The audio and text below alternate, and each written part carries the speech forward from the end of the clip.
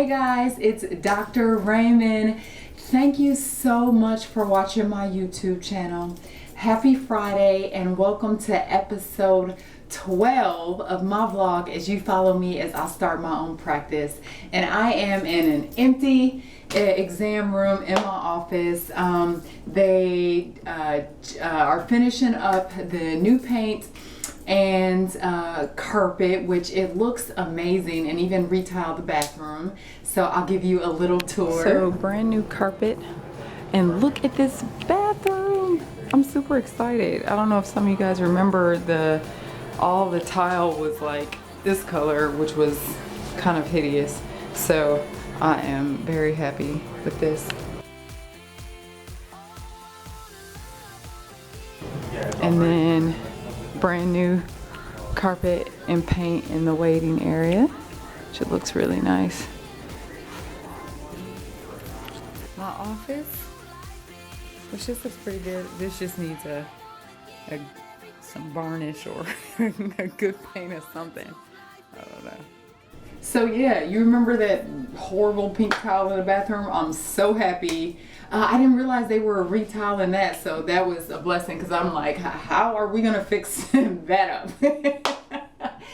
So I'm so thrilled. We were just here actually Saturday, and there was no carpet, so they did a pretty good job, just within a matter of a week. So Saturday we were here to take measurements.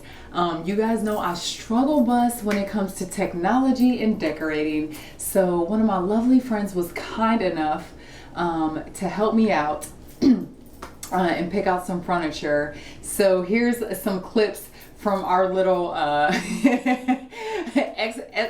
escapades at Ikea. Hey guys, we're at Ikea shopping for furniture. It's super packed. Elise is helping me pick out furniture. Lunch at Ikea. This is a 75-cent veggie dog. I'm not quite sure what this is or what's in it. And did you guys see that veggie dog? I don't know what it was, what exactly it was. I just know we both ordered a veggie dog, and we got this weird thing, because I'm like, what is she over there doing? Like, what's taking so long? It ended up being really good. I've never eaten at Ikea. Next time we're gonna eat in the restaurant and get some meatballs. I don't know, people rave about this stuff, but I'm like, what is this? Is this cabbage on here? What are we eating? But we were really hungry, because for those of you that have been to Ikea, it can take you quite a day's journey just to get through the entire store. And I forgot college with school starting up, and like all manner of evil is going on in this store. You hear the Ikea soundtrack with babies crying.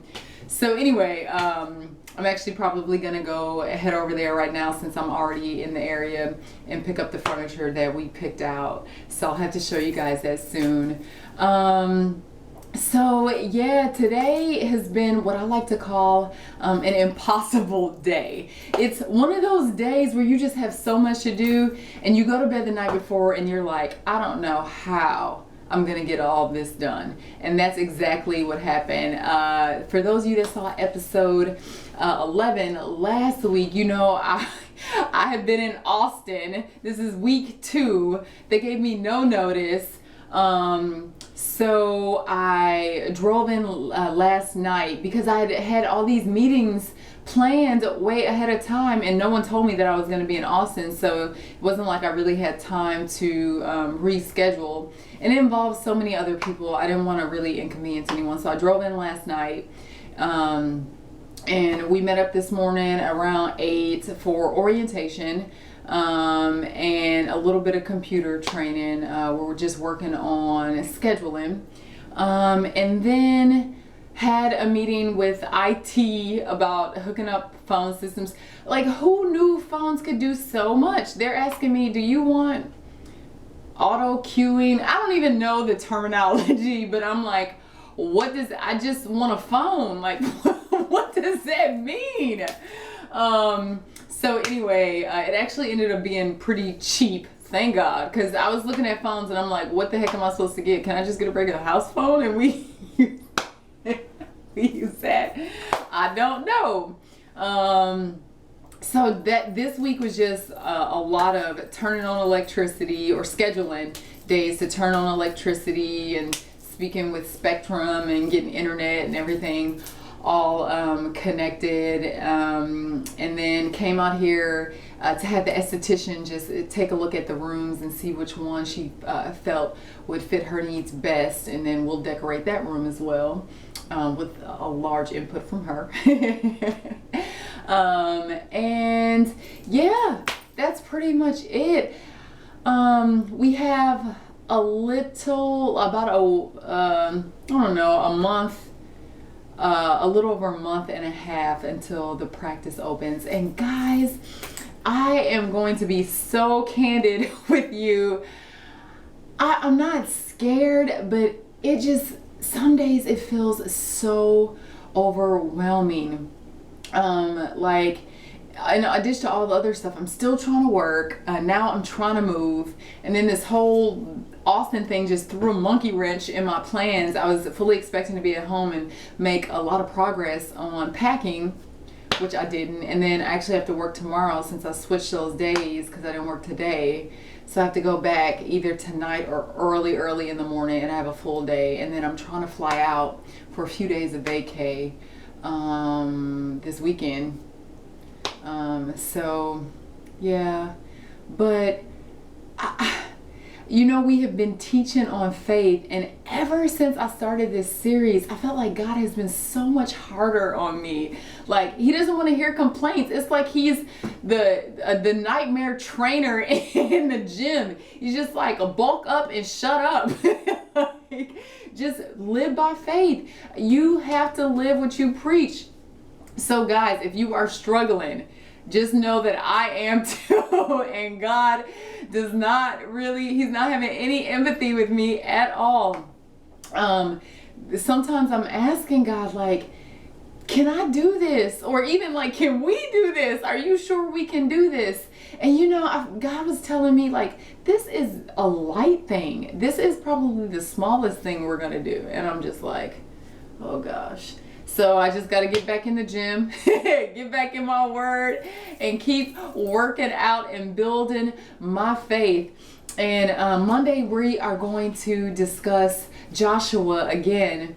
Joshua chapter 10. I alluded to it in last week's Monday Morning Rise and Shine, Rise and Grind and Shine, where in chapter 10 Joshua prays this crazy faith-fueled, physics-defying prayer and stops the sun. And as I've been just kind of going over the life of Joshua this past week and studying, I sincerely want to be part of what I call the Joshua generation. When you compare Joshua to the previous generation that did not get to go into the promised land, there's a stark contrast, and it is largely due to his faith. Joshua got so adept at living by faith that whatever God told him to do, he just did it, no questions asked.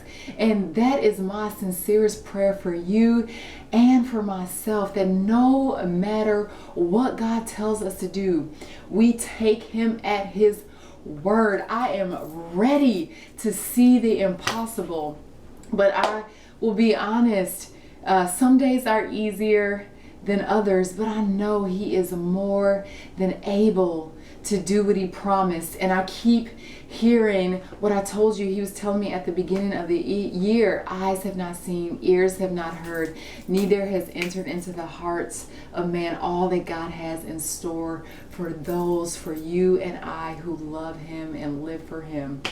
So we're gonna fill this office soon. Tell me what you think about the office, and then next week I'll show you the furniture, so I definitely want your input for that as well.